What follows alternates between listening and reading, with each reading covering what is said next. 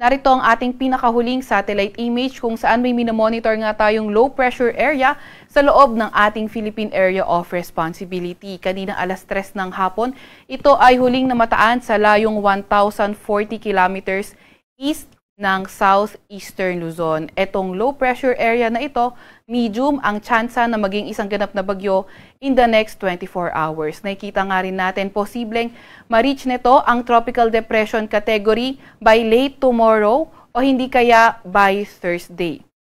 Etong low pressure area din na ito ay nagdadala ng maulap na papawirin at mga kalat-kalat na pag-ulan, pagkidlat at pagkulog sa lugar ng Caraga, Eastern Visayas, sa may Masbate, Albay, Sorsogon at Catanduanes. Kaya dapat patuloy pa rin tayong mag-antabay sa mga ilalabas na updates ng Pag-asa dahil sa susunod na mga araw mataas ang tsansa na kapag lumapit ang weather system na ito sa ating bansa ay mas maraming areas yung maging maulan. Samantalang southwest monsoon naman o habagat ang nakakaapekto sa ating bansa. Inaasahan nga natin na itong southwest monsoon ay magdadala rin ng maulap na papawirin at mga kalat-kalat na pag-ulan, pagkidlat at pagkulog sa lugar ng Metro Manila, Mimaropa, sa may Zambales, Bataan, Laguna, Cavite, Batangas, pati na rin sa nalalabing bahagi ng Visayas at ng Mindanao. Kaya patuloy pa rin na mag-ingat lalo na yung mga inuulan nung mga nakaraang araw pa sa mga banta ng pagbaha o hindi kaya pagguho ng lupa. Sa nalalabing bahagi naman ng ating bansa, inaasahan natin ang bahagyang maulap hanggang sa maulap na papawirin at may mga tsansa pa rin ng mga localized thunderstorms.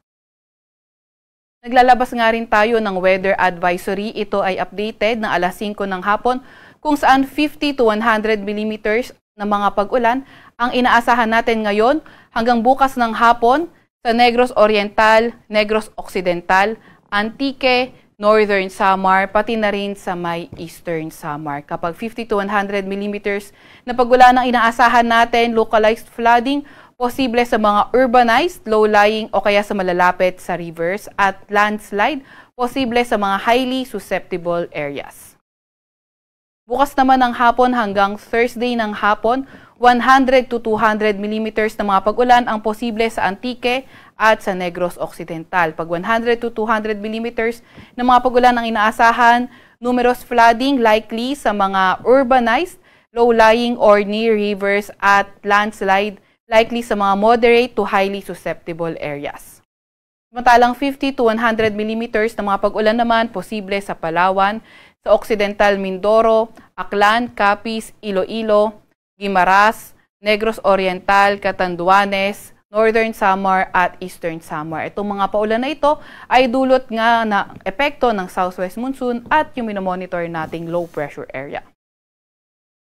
By Thursday afternoon to Friday afternoon, 100 to 200 millimeters na mga pag-ulan posible sa Palawan, Antique, Negros Occidental. Samantalang 50 to 100 millimeters naman ng mga pag-ulan sa may Zambales, sa may Bataan, Metro Manila, Cavite, Batangas, sa may Occidental Mindoro, Oriental Mindoro, Marinduque, Romblon, Masbate, sa may Aklan, Capiz, Iloilo, Guimaras, at Negros Occidental. Kaya patuloy pa rin na mag-update ang Pag-asa. Ang susunod na update na weather advisory ay mamayang 11 p.m. Para naman sa lagay ng ating panahon bukas, nakikita nga natin na sa may lugar ng Calabarzon, pati na rin sa may Mimaropa, Bicol Region at western section ng Central Luzon, magiging maulan na rin. Kaya patuloy tayo na mag-antabay sa mga ilalabas na update ng Pag-asa. Kabilang nga sa mga maulan na lugar ang Metro Manila. And then sa nalalabing bahagi ng Luzon, partly cloudy to cloudy skies at may mga tsansa pa rin ng mga thunderstorms. Agwat ng temperatura sa Metro Manila bukas ay 26 to 31 degrees Celsius. 17 to 23 degrees Celsius sa may Baguio, 24 to 32 degrees Celsius sa may Lawag, 25 to 34 degrees Celsius sa may Tugigaraw, 26 to 32 degrees Celsius sa may Legazpi, 23 to 30 degrees Celsius sa Tagaytay.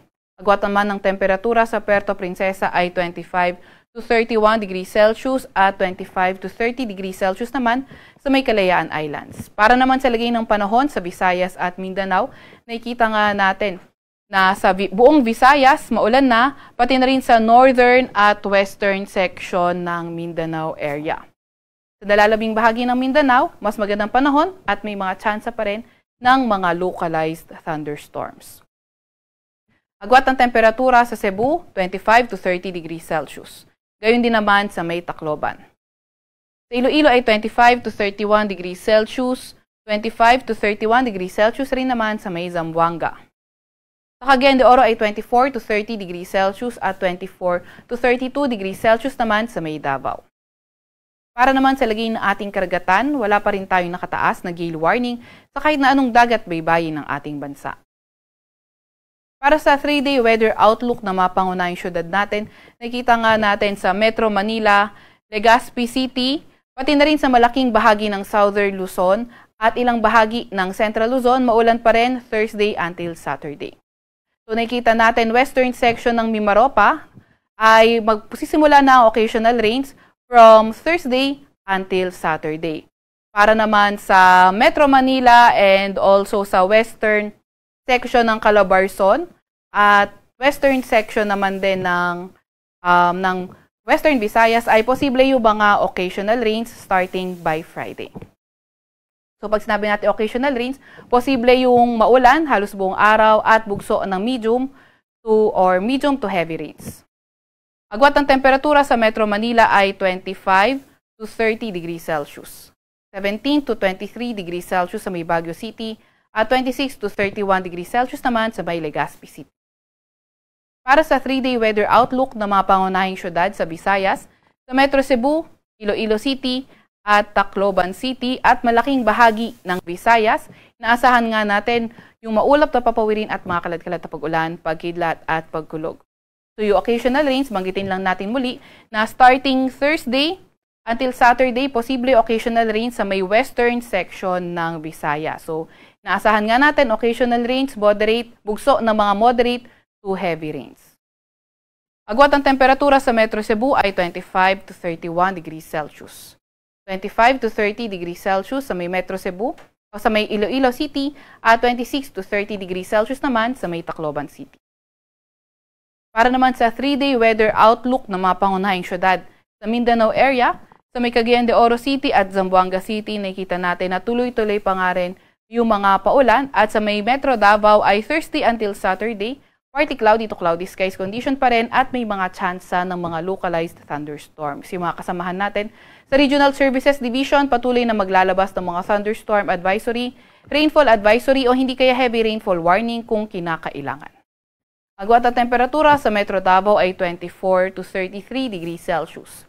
25 to 30 degrees Celsius sa may Cagayan de Oro City at 25 to 31 degrees Celsius naman sa may Zamboanga City. Para sa mga update ng mga advisory ng mga kasamahan natin sa Regional Services Division, pwede nating bisitahin ang panahon.gov.ph at makita nga natin yung mga nilalabas ng mga thunderstorm advisory, rainfall advisory o kung may heavy rainfall warning naman, yung ating Regional Services Division sa website na ito.